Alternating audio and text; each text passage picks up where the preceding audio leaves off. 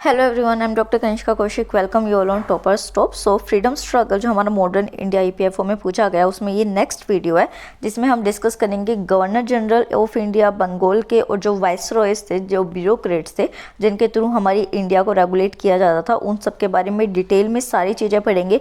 तो ये प्रीलिम्स के लिए इंपॉर्टेंट है क्योंकि डायरेक्टली आपसे ऐसे क्वेश्चन पूछे जाते हैं कि कौन से गवर्नर जनरल के अंडर कौन सा काम हुआ था या फिर कौन सा इवेंट जो था वो उनके रेगुलेशंस के अंदर हुए हैं चीज़ें।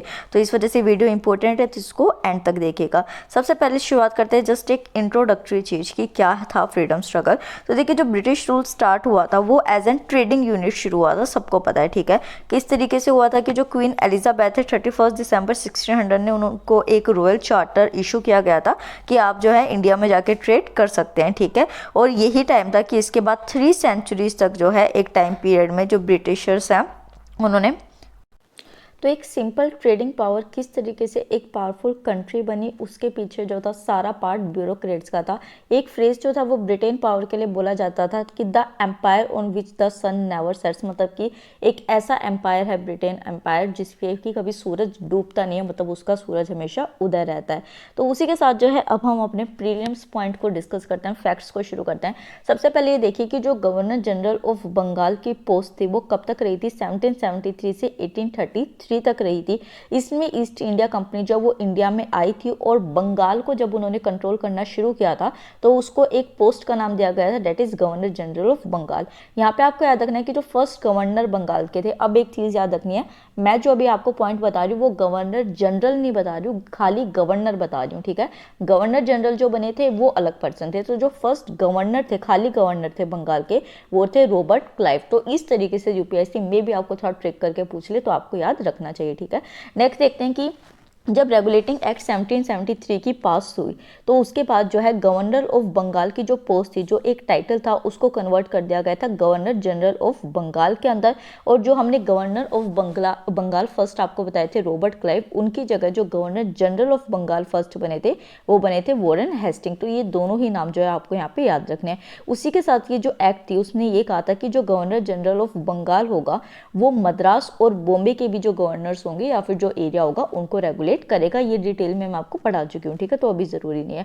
उसके साथ जो है ये जो पोस्ट बनाई गई थी वो एडमिनिस्ट्रेटिव पर्पस के लिए बनाई गई थी और इनको जो अपनी रिपोर्ट सबमिट करनी होती थी वो ईस्ट इंडिया कंपनी के अंदर जो कोर्ट ऑफ डायरेक्टर्स थे उनको सबमिट करनी होती थी गवर्नर जनरल ऑफ बंगाल को। फिर आया वाइसरॉय का टाइम, जब 1857 की सिपोही मिट्टी हुई, 1857 की लड़ाई हुई, उसके बाद जो है ब्रिटिश पावर जो थी जितनी भी, वो कंपनी से कहाँ चली गई थी, क्राउन के पास चली गई थी, मतलब कि जो क्वीन थी उसके अंडर चली गई थी डायरेक्टली। तो 1850 से लेकर 1947 तक जो है वो वाइसरॉय रूल रहा था। वाइसरॉय रूल जो है वो अभी देखेंगे क्या है। पहली चीज़ जो आपको याद रखनी है कि वाइसरॉय जो थे वो कंपनी के थ्रू नहीं, जो ब्रिटिश गवर्नमेंट थी उनके थ्रू अपॉइंट किए जाते थे। और फर्स्ट वाइसरॉय जो इंडिया के थे वो थे लॉर्ड कैनिंग। ये भी नॉर्मल प्रीलिम्स का फैक्ट है। अब शुरुआत करते हैं 1773 से, दोबारा वापस जाके वॉरेन हेस्टिंग से अपनी शुरुआत करते हैं।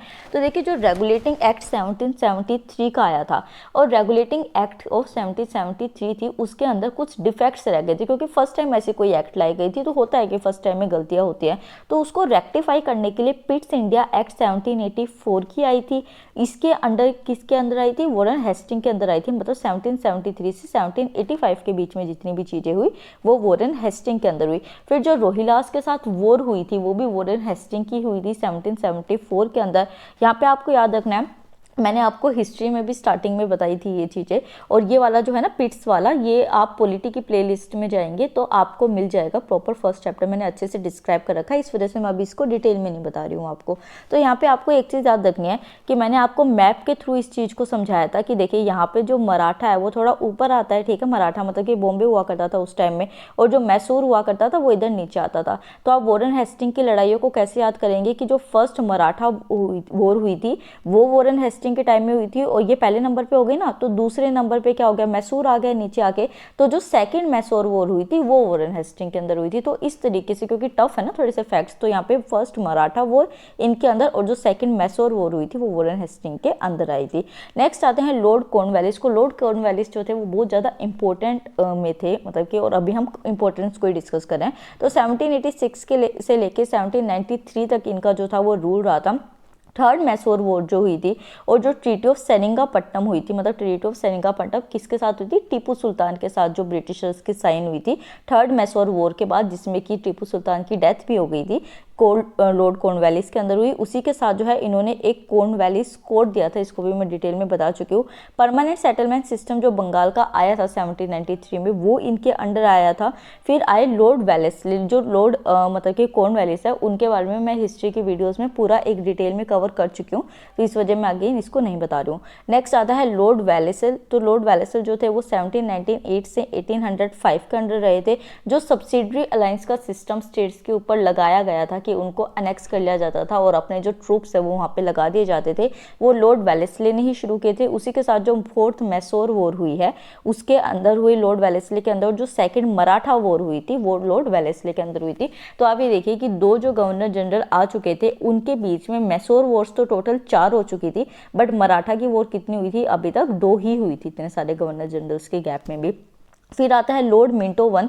तो रंजीत सिंह जो थे उनके साथ ट्रीटी ऑफ अमृतसर। यहाँ पे एक चीज़ याद रखनी है कि एक जो लॉर्ड मिंटो थे जो कि सेपरेट इलेक्टोरेट्स के लिए भी माने जाते हैं, वो थे हमारे 1909 के अंदर।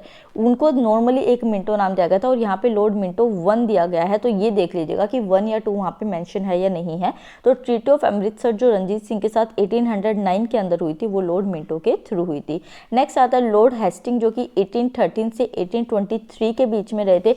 जो फर्स्ट एंग्लो नेपाल वॉर हुई थी, और जो एंग्लो नेपाल वॉर हुई थी उसमें क्या हुआ था कि जो ये अपने इंग्लिश थे यही जीत गए थे। तो उसी के साथ जो है ट्रीटी ऑफ सेगुलू हुई थी 1816 अंदर के साइन। ये वाला जो करंट अफेयर था ये आई थिंक 2020 में ही था, क्योंकि अभी नेपाल ने जो है वो अपने जो वो होती थी मैप्स की बाउंड्री थी उनको ऑल्टर किया था ना, तो उस वजह से जो है ये वाली जो ट्रीटी ऑफ सेगुली थी 2020 के अंदर न्यूज़ के अंदर थी। इसको आप अच्छे से याद रखेंगे कि किस गवर्नर जनरल के अंडर ये हुई थी। उसके बाद जो थर्ड मराठा वॉर हुई थी 1817-19 में, और जो यहाँ पे मराठा की कॉन्फिडरेसी थी, जो उनकी रूल थी, उसको पूरी तरीके से डिसॉल्व कर दिया गया था लॉर्ड हेस्टिंग के अंदर ही। और उसी के साथ जो रियोतवारी सिस्टम था आपका रेवेन्यू कलेक्शन का 1820 के अंदर जो एस्टेब्लिश हुआ था, वो भी लॉर्ड हेस्टिंग ने ही किया था। नेक्स्ट आता है लॉर्ड हैमरेस्ट जो कि 1823 से 1828 तक सिर्फ 5 साल के लिए हुए, और इन्हीं के टाइम में जो फर्स्ट बर्मीज वॉर थी, बर्मा के ऑक्यूपेशन के लिए, जो अब म्यांमार के नाम से भी जाना जाता है, तो 1824 से 1826 के बीच में 2 साल के लिए इनकी लड़ाई हुई थी फर्स्ट बर्मीज वॉर के अंदर। फिर आता है लॉर्ड विलियम बेंटिक जो कि 1828 से लेके 1835 तक रहे। इनका जो मेन कंट्रीब्यूशन था, और ये आपके लिए इंपॉर्टेंट है क्योंकि सोशल रिलीजियस रिफॉर्म मूवमेंट से ये एसोसिएटेड है, तो सती सिस्टम का जो अबोलिशन किया था वो लॉर्ड विलियम बेंटिक ने किया था। और वहीं पे उसी के साथ जो चार्टर एक्ट ऑफ 1833 आई थी, ये भी बहुत इंपॉर्टेंट थी क्योंकि बहुत सारे नए रूल्स एंड रेगुलेशंस जो थे वो इसमें लाए गए थे, तो वो विलियम बेंटिक के अंदर आई है आपके अंदर। और फिर जो लॉर्ड ओकलैंड है, ये वाला पॉइंट जो है ये प्रीलिम्स में पहले सिविल सर्विसेज में पूछा जा चुका है और ये इंपॉर्टेंट है। तो फर्स्ट अफगान वॉर जो हुई थी 1838 से लेके 1842 के बीच में, वो लॉर्ड ओकलैंड के साथ ही हुई थी। तो यहाँ पे जो वो दोस्त मोहम्मद थे, अफगानिस्तान के रूलर थे, उनके साथ इन्होंने कई बार कोशिश की कि पहले बातचीत से करी जाए, फिर जो है लड़ाई झगड़े हुए और उसके बाद जो है अफगानिस्तान के ऊपर भी रूल हो गया इंग्लिश का। फिर आए लॉर्ड हेडिंगे, फर्स्ट जो आए ये 1844 से लेके 48 तक है। याद रखना है कि ये 1 है, मतलब कि अगर आगे हेडिंगे जो है वो दोबारा आएंगे तो उसमें 1 या 2 में आपको याद रखना है कि मेंशन है या नहीं है।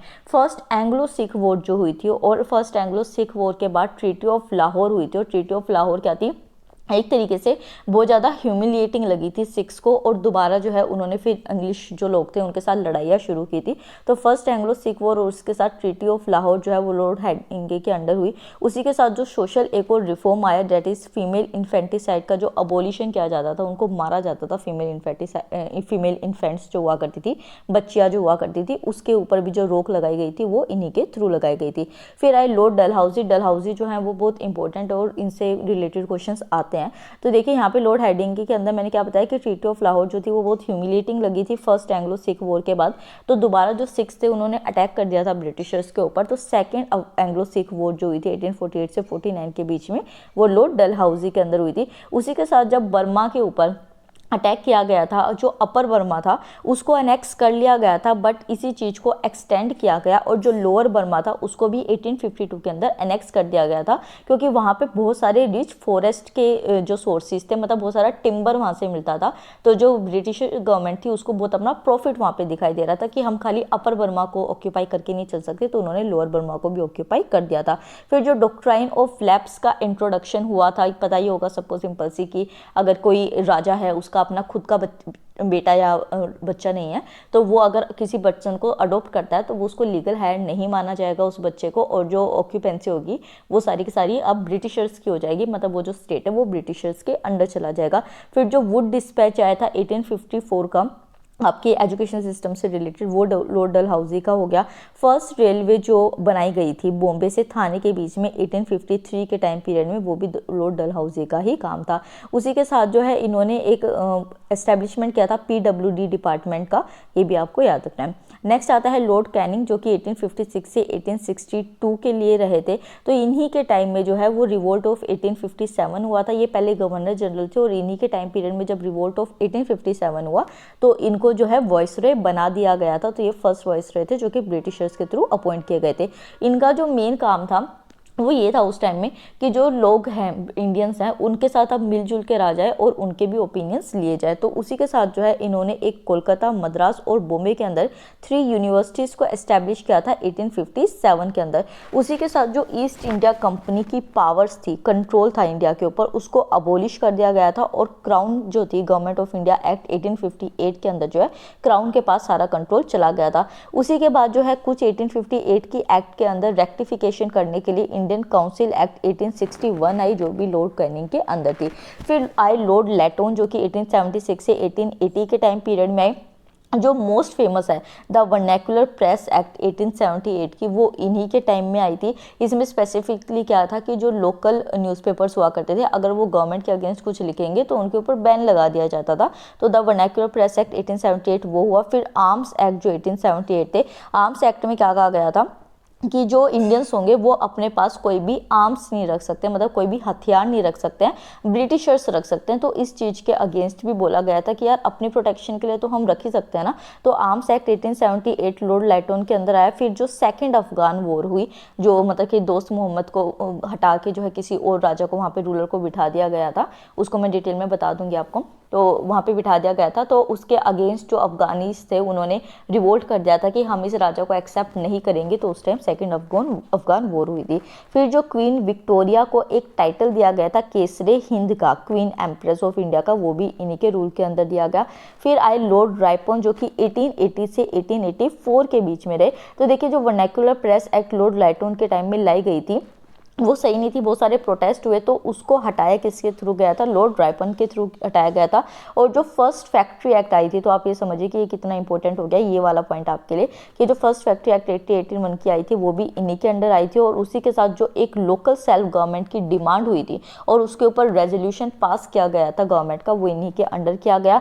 इल्बर्ट बिल जो कंट्रोवर्सी आई 1883 से 1804 के अंदर, की मतलब कि इसमें क्या कहा गया था कि यूरोपियन पीपल जो होंगे उनको इंडियन जजेस उनके लिए जजमेंट नहीं देंगे या उनका ट्रायल नहीं करेंगे। तो एल्बर्ट बिल कंट्रोवर्सी हुई इन्हीं के टाइम में। और उसी के साथ हंटर कमीशन जो एजुकेशन के ऊपर आया था 1882 का, वो भी इन्हीं के अंडर आया था। कमीशंस जितने भी आए थे वो मैंने एक आई थिंक पिक्चर भी टेलीग्राम चैनल पे पोस्ट कर रखी है। टेलीग्राम चैनल का लिंक जो है वो आपको डिस्क्रिप्शन बॉक्स में मिल जाएगा, उसमें आप जाके उसको चैनल को ज्वाइन कर लीजिए। वहाँ पे स्टडी कंटेंट भी डलता है और उसके साथ अगर मान लीजिए ज़्यादा वीडियोज़ एक दिन में हो जाते हैं तो नोटिफिकेशन नहीं देता यूट्यूब आपको, तो मैं वो भी वहाँ पर अपलोड करती हूँ, तो वो आप जाके ज्वाइन कर लीजिए, वहाँ पर आपको और कंटेंट भी मिल जाएगा। फिर आता है लॉर्ड डफरिन, जो कि 1884 से 1888 के अंदर आए थे। थर्ड बर्मीज वॉर जो हुई थी वो इन्हीं के अंडर हुई थी। और उन्हीं के अंडर ये भी इंपॉर्टेंट पॉइंट है कि इंडियन नेशनल कांग्रेस 1885 में इनका एस्टेब्लिशमेंट हुआ था। ये वाला जो क्वेश्चन है ये मैंने भी अपने प्रैक्टिस सेट के अंदर डाला था क्योंकि ये इंपॉर्टेंट है। नेक्स्ट आता है लॉर्ड लैंसडाउन। तो लॉर्ड लैंसडाउन जो थे वो 1880 से लेकर 1894 के अंदर हुए थे। और इन्हीं के अंदर जो सेकंड फैक्ट्री एक्ट 1891 की थी वो आई। फिर इंडियन काउंसिल एक्ट जो 1892 की थी वो इनके अंदर आई। और डुरंट कमीशन जो है उसका 1893 के अंदर सेटअप हुआ। एक चीज़ मैं आपसे पूछ लूँ कि अगर आप चाहते हैं कि हिस्टोरिकल रिलेटेड सारे कमीशंस और कमिटीज़ की वीडियो बनाए जाए तो मुझे कमेंट सेक्शन में बताइए। आपके कमेंट्स के ऊपर डिपेंड करेगा कितने आए हैं और कितनी रिक्वेस्ट है, उस बेसिस पे फिर वीडियो बनाई जाएगी। नेक्स्ट आ जाते हैं लॉर्ड कर्जन। 1899 से लेकर 1905 के टाइम में ये रहे थे।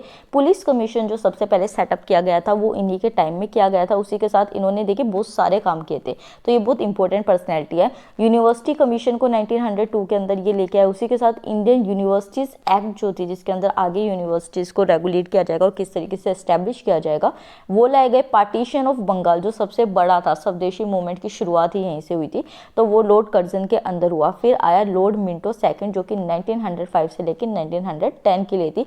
स्वदेशी मूवमेंट की जो शुरुआत हुई थी वो इनके अंदर हुई थी। याद रखना है कि पार्टीशन ऑफ बंगाल जो था वो लॉर्ड कर्जन के अंदर हुआ था और जो स्वदेशी मूवमेंट थी वो लॉर्ड मिंटो के अंदर हुई थी। सूरत स्प्लिट जो कांग्रेस का हुआ था कि जिसमें एक्सट्रीमिस्ट थे और जो मॉडरेट्स थे, मतलब जो गर्म दल था और जो नरम दल था, वो अलग अलग हो गए थे क्योंकि उनकी आइडियोलॉजीज नहीं मिल रही थी। उसी के साथ 1906 में मुस्लिम्स भी जो थे वो थोड़े कांग्रेस से अलग हो गए थे और बंगाल के पार्टीशन को वो फेवर कर रहे थे कि सही हुआ है, ये हुआ है। तो जो नवाब थे सलीमुल्ला, वो घूम रहे थे बंगाल में लॉर्ड कर्जन के साथ कि ये चीज़ करते हुए क्लैरिफाई कि ये सब कुछ सही हुआ है। तो उसी के साथ मुस्लिम लीग जो है वो 1906 के अंदर एस्टैब्लिश हो गई। मोर्ले मिंटो जो रिफॉर्म्स है जिसमें कि सेपरेट इलेक्टोरेट्स को सबसे पहले मुस्लिम्स के लिए लाया गया था 1909 के अंदर, वो लॉर्ड मिंटो 2 के अंदर ही लाया गया था। फिर आए लॉर्ड हार्डिंगे सेकेंड आए जो कि 1910 से 16 तक थे। जो पार्टीशन ऑफ बंगाल हुआ था, जब पूरे ओवरऑल एक प्रोटेस्ट का माहौल रहा, नहीं एक्सेप्ट किया गया पार्टीशन ऑफ बंगाल, तो उसको कैंसिल कर दिया गया कि ठीक है हम पार्टीशन ऑफ बंगाल नहीं करेंगे। तो एन्यूलमेंट ऑफ पार्टीशन ऑफ बंगाल 1911 के अंदर इन्हीं के अंदर आया था।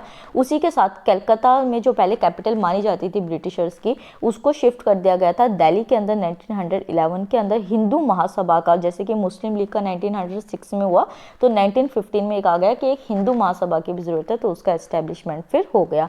नेक्स्ट आते हैं लॉर्ड चैम्सफोर्ड जो कि 1916 से 1921 के अंदर। लखनऊ पैक्ट जो है इन्होंने साइन किया था 1916 के अंदर। चंपारण सत्याग्रह जब गांधी जी आए तो उस टाइम यही थे प्रेजेंट, और गांधी जी के साथ इन्होंने ही डीलिंग्स की थी जितनी की थी। तो चंपारण सत्याग्रह हो गया आपका, और उसी के साथ ये जो अहमदाबाद मिल स्ट्राइक हुई थी, ये सारी चीज़ें इन्हीं के अंडर हुई थी। मोन्टेग्यू जो अगस्त डिक्लेरेशन किया गया था 1917 का, वहीं पे गवर्नमेंट ऑफ इंडिया एक्ट 1919 आई है आपकी। 1909 मिनटों के अंदर आ गई। चैम्सफोर्ड के अंदर गवर्नमेंट ऑफ इंडिया एक्ट 1919 आई, जिसमें क्या किया गया कि जो सेपरेट इलेक्टोरेट्स थे उनको और ज़्यादा एक्सटेंड कर दिया गया था। रोलेट एक्ट जिसके ऊपर जलियांवाला बाग मैसेकर हुआ, वो इनके अंदर आई। और उसी के साथ जो नॉन कोऑपरेशन मूवमेंट और जो खिलाफत मूवमेंट है वो इन्हीं के अंदर लॉन्च की गई थी। तो आप समझ सकते हैं कि इनके टाइम पीरियड में कितनी इंपॉर्टेंट एक्टिविटीज हुई है। फिर आते हैं लॉर्ड रीडिंग जो कि 1921 से 1926 के अंदर है। चोरी चोरा इंसिडेंट जिसकी वजह से गांधी जी ने नॉन कोऑपरेशन मूवमेंट को विड्रॉ कर लिया था और उससे एक रेवोल्यूशनरी मूवमेंट जो है वो शुरू हो गई थी, क्योंकि कई लोगों का विश्वास गांधी जी से उठ गया था। नॉन कोऑपरेशन मूवमेंट का विड्रॉल होना 1922 में चोरी चोरा इंसिडेंट के बाद। उसी के साथ जब गांधी जी ने कहा कि अब आप क्या करिए कि हम प्रोटेस्ट नहीं करेंगे, आप कंस्ट्रक्टिव वर्क कीजिए, तो मोतीलाल नेहरू जो थे उन्होंने कहा कि ऐसे थोड़ी होता है कि हम इलेक्शंस नहीं लड़े, हम पार्लियामेंट में ना जाए। तो उन्होंने क्या किया, स्वराज पार्टी की फॉर्मेशन की 1922 में। और उसी के साथ जो काकोरी ट्रेन रोबरी थी 1925 के अंदर, आज़ाद के थ्रू ये की गई थी, ये भी इनके टाइम पीरियड में हुई। फिर आए लॉर्ड इरविन 1926 से 1931 के टाइम पीरियड में। लॉर्ड इरविन और जो गांधी जी का एग्रीमेंट था, उनके 11 पॉइंट्स जो हैं वो डिटेल में हमें पढ़ने होते हैं अपने इंडियन फ्रीडम स्ट्रगल में, तो ये इंपॉर्टेंट है। तो साइमन कमीशन जो इंडिया के अंदर आया था 1927 के अंदर, वो इन्हीं के टाइम पीरियड में आया। फिर उसी के साथ बटलर इंडियन स्टेट कमीशन को बनाया गया था।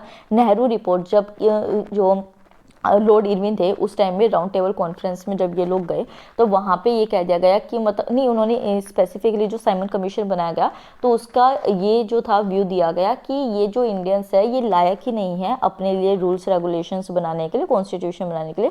तो इस वजह से हमने जो है वो कमीशन को भेजा था कि भाई इनकी हेल्प हो जाए। तो नेहरू जो थे, मोतीलाल नेहरू थे, उन्होंने इस बात को दिल पे ले लिया कि यार हमारी बेइज्जती हो रही है, और उन्होंने 2 महीने के अंदर जो है वो नेहरू रिपोर्ट 1928 में लॉर्ड इरविन के सामने पेश कर दी। फिर आया दीपावली डिक्लेरेशन 1929 का। लाहौर सेशन जो कांग्रेस का हुआ था, जिसमें कि पूर्ण स्वराज की डिमांड मांगी गई थी जवाहरलाल नेहरू जी के थ्रू 1929 के अंदर, क्योंकि नेहरू रिपोर्ट के अंदर क्या मांगा गया था, डोमिनियन स्टेटस मांगा गया था। तो जो सुभाष चंद्र बोस थे, जवाहरलाल नेहरू थे, वो इस चीज के अगेंस्ट हो गए थे कि आपको अभी भी डोमिनियन स्टेटस चाहिए, हमें डोमिनियन स्टेटस नहीं, पूर्ण स्वराज चाहिए। फिर आया दांडी मार्च और जो सिविल डिसोबीडियंस मूवमेंट 1930 का। फर्स्ट राउंड टेबल कॉन्फ्रेंस जो हुई थी वो 1930 की हुई थी, यहाँ पे मैंने गलत बोल दिया था, गलती से निकल गया था मुझसे।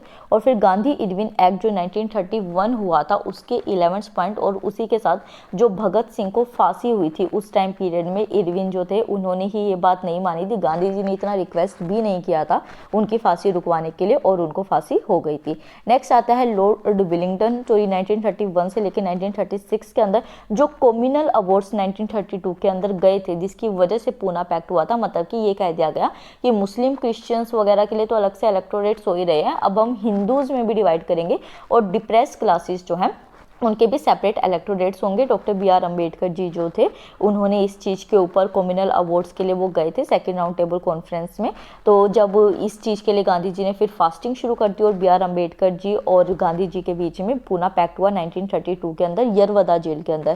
फिर सेकेंड और जो third round table, sorry guys घर में खाना बन रहा है तो वो विसल आई है। तो second and round table conference 1932 की इनके टाइम में आई, और फिर गवर्नमेंट ऑफ इंडिया एक्ट 1935 इनके टाइम पीरियड में आई। फिर आई लॉर्ड लिंटेगो जो कि 1936 से लेकर 1944 के अंदर थे। कांग्रेस की जो मिनिस्ट्रीज थी उन्होंने जब रेजिग्नेशन दिया सेकेंड वर्ल्ड वॉर के डिक्लेयर होने के बाद 1939 को, वो इनको ही दिया था। उसी के साथ त्रिपुरी क्राइसिस हो गया था। फॉरवर्ड ब्लॉक जो सुभाष चंद्र बोस जी ने बनाया वो इनके अंडर बना। लाहौर रेजोल्यूशन आया मुस्लिम लीग्स का, जिसमें कि ये कहा गया कि मुस्लिम स्टेट हमें अलग से चाहिए, पाकिस्तान की डिमांड की गई, तो वो इन्हीं को कही गई थी। फिर अगस्त ऑफर लिया गया कि जो इंडियंस है उनका पार्टिसिपेशन हो सेकेंड वर्ल्ड वॉर में, इसके लिए उनको पागल बनाने के लिए इंडियंस को कि थोड़ा थोड़ा हम कंसेशन आपको दे देते हैं। तो अगस्त ऑफर 1940 का आया था। फिर फॉर्मेशन हुई इंडियन नेशनल आर्मी की 1941 के अंदर। क्रिप्स मिशन आना, क्विट इंडिया मूवमेंट का होना, ये सारा इन्हीं के टाइम में हुआ था। तो ये सारी एक्टिविटीज आपको याद रखनी है। फिर आए लॉर्ड वेवर जो कि 1944 से लेकर 1947 तक थे। एक दोबारा जो है वो कोशिश की गई कि जो है इस तरीके से इंडियन और जो हिंदू और मुस्लिम है उसके बीच में डिवीज़न ना हो, अलग से स्टेट्स ना बने। तो सी राजगोपालचारी फॉर्मूला आया 1944 के अंदर। वेवल प्लान दोबारा दिया गया। वेवल ने कहा कि मतलब यार मान जाओ, हम आपकी कॉन्स्टिट्यूएंट असेंबली कर देंगे, बना देंगे, उसके साथ हम आपको ज़्यादा मेजोरिटी दे देंगे। बहुत सारी बातें की गई शिमला कॉन्फ्रेंस और वेवल प्लान के अंदर, उसको भी रिजेक्ट कर दिया गया। फिर आया कैबिनेट मिशन 1946 के अंदर, और फिर आया डायरेक्ट एक्शन डे जो आपका इंडिपेंडेंस के लिए था। और बाद में जो एटली स्टेटमेंट आई, और एटली स्टेटमेंट से क्या होता है कि ब्रिटिश रूल के एंड की अनाउंसमेंट कर दी जाती है।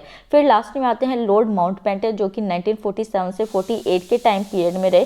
जो जून का थर्ड प्लान था 1947 का वो इन्होंने दिया था। इन्होंने मतलब कि पहले क्या हुआ था कि लेट होना था ना अपना जो इंडिपेंडेंस मिलनी थी, तो उन्होंने कहा कि नहीं भाई ऐसे मत करो, अगर आगे तक ये चीज़ हुई तो इतने ज़्यादा दंगे होगी कि कुछ भी नहीं बचेगा। और इस वजह से इन्होंने कहा कि अगस्त में जो है अपनी इंडिपेंडेंस दी जाएगी। रेड क्लिफ कमीशन जो आई थी ये देखने के लिए कि इंडिया और पाकिस्तान की बीच की बाउंड्री क्या होगी, ये वाली कमीशन याद रखनी है, वो आई। और उसी के साथ इंडिया को इंडिपेंडेंस 15 अगस्त 1947 में इनके टाइम पीरियड में मिल गई। नेक्स्ट और लास्ट जो है वो है चक्रवर्ती राजगोपालचारी। इनका नाम आपको इसलिए याद रखना है क्योंकि ये last governor general of India थे। मतलब कि जब हमारे कंट्री के अंदर 1950 के अंदर गवर्नर जनरल ऑफ इंडिया का ऑफिस बिल्कुल परमानेंटली डिसबैन कर दिया गया, अबोलिश कर दिया गया कि ऐसी अब कोई पोस्ट आगे रहेगी नहीं, तो तब उस पोस्ट पे चक्रवर्ती राजगोपालचारी सी राजगोपालचारी थे 1948 से 1950 के टाइम पीरियड में। तो इसी के साथ हम अपने गवर्नर जनरल और वाइसरॉयज को कंप्लीट करते हैं। वीडियो पसंद आई है तो लाइक कीजिए, चैनल को सब्सक्राइब कीजिए। जल्दी से जल्दी चैनल की ग्रोथ होगी, हम और कंटेंट आपके लिए लेके आएंगे। Thank you so much.